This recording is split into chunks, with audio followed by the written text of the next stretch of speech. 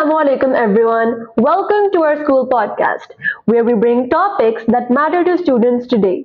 I'm your host Noor Fatma and today we are going to discuss something that has become a part of our daily life. Social media. Did you know more than 4.9 billion people are using social media today? That means more than half of the world is connected online. But the real question is, are we using it wisely? To guide us, we have a very special guest, our respected principal, Mr. Aminuddin. Thank you, sir, for joining us today. Welcome. Thank you for asking me. Sir, here is an interesting fact. On average, people spend about 2 to 3 hours daily on social media. Many even spend more time on social media rather than studying or reading books. So my first question is, how can students use social media in a positive and a productive way? Okay. So, yes, indeed, it's a very burning issue these days, especially parents are facing a lot of problems. And as far as you talked about half of the world, but I think if we look at the digital world, the population of the digital world is maybe thrice times more than what we are talking about, 4.3 billion or 4 billion. How we are using it is basically, rather, we are abusing it. The way people are spending time, and we have conducted a research on this, and according to our research, average student in Pakistan or average youngster in Pakistan spends 7 to 8 hours on social media. And this is not only our problem, this is a global problem. All over the world, we have conducted a research study on the same topic, and all over the world, this is the same time, 7 to 8 hours in the youngsters. They spend time on different platforms of the social media. That's the average, 7. Yeah, that's the average. Okay, that's true, sir. Another surprising fact is that over 500 million tweets are shared on Twitter and millions of posts are uploaded on Instagram. But with so much content online, what are the dangers of spending too much time on social media? Of course, if you spend too much time on social media, your focus then gets deviated. And this is what I see in children these days. They have a lot of issues of tolerance, a lot of issues of having concentration or focus on some particular aspect or in their studies or whatever they are doing. So because they are too much busy in this digital world, so their connect to the real life is weak. Their real life relationships and their classroom focus and their concentration span is getting weaker and weaker, and so that's why they are not very much interested into listening to a 30 or 40 minutes lecture They're or basically lesson. disconnected to the physical. They get hyper when there is something that is continuing for a longer time, so that their mindset wants them to skip frames, one thing at a time, and then change it very They quickly. want something new every second. Yes, yes. Very insightful, sir. Another question students often ask is about privacy. How can you protect our personal information on social media? If you want to protect your personal information on social media, you do not share it on social media. Whatever you share on social media, it will never remain personal. People have tricks and techniques to get into your accounts, get your personal information, even utilize it the way they want to. So the best way is to not share your personal information, especially like for Facebook.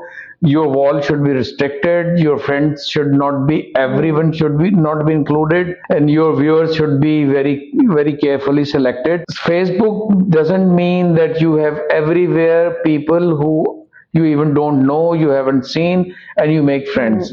Facebook or social media, I think, should not be utilized in such a way that it becomes an abuse. We have to be responsible. Very, very responsible. So there is also a growing issue called cyberbullying, where people send hate through comments and messages online. It's actually leading to many cases of anxiety, depression, and even suicides when it's intense. So my question is that what should a student do when facing this type of situation?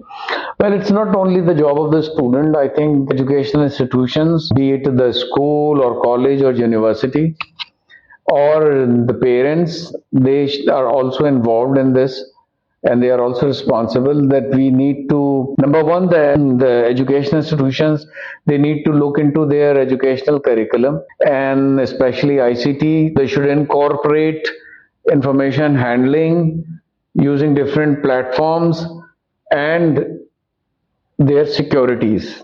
It should be taught at a school, college, and university level how to keep your accounts secure, how your accounts can be hacked, how you can be dodged through the internet. There are a lot of certifications available online, but we are not using it, we are not aware of it. Because of lack of awareness, kids get trapped and they face problems.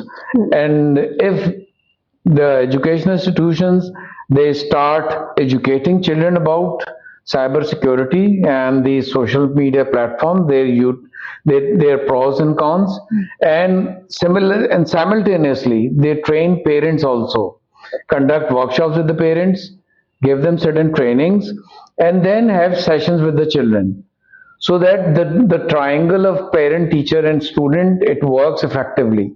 And only in that condition the current situation can be improved. Otherwise it is going to deteriorate every click of second that passes by, because more and more kids are joining these platforms, and उसकी वजह से वो बहुत expose हो रहे हैं, social issues real life में भी क्रिएट होते हैं, और फिर वही चीज वो रिफ्लेक्ट करते हैं अपनी सोशल मीडिया पे जाके, and they become abusive, and they start to pass derogatory comments, लोगों की बेइज्जती करना, बगैर सोचे समझे शेयरिंग करना, कोई भी चीज आई उसको आगे शेयर कर दिया. It's basically escalating into bigger problems. That is going to make bigger problems. Okay. Yeah. And we should hold everyone accountable, parents, students, teachers. It's everyone's responsibility. Yeah, everyone is responsible because everyone is a part of this community. Everyone is a part of the society, so everyone is also responsible. Okay. Before we end, what is your one advice to students about balancing social media and their studies? Yeah, this is a very good question. This needs to be a very scientific way. This should be handled in a scientific way. A child or any human being needs to sleep at least from 7 to 8 hours a day.